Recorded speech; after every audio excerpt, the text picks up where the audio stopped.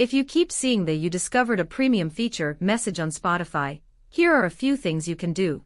First, remember that some Spotify features are only available for premium users. On the free plan, certain playlists may only work in shuffle mode, and you may have a limited number of skips per hour. To improve the app experience, make sure you have a stable internet connection. Using Wi-Fi can help Spotify load songs, ads, and features more smoothly. You should also clear the Spotify cache.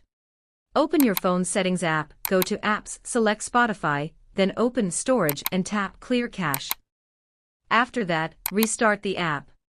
If the issue continues, try uninstalling and reinstalling Spotify from the Play Store or App Store. Once reinstalled, sign back into your account and check if the problem is fixed. If you want features like unlimited skips, offline downloads, ad-free listening, and full song selection, you may need Spotify Premium. You can also check if Spotify is offering any free trial promotions for Premium.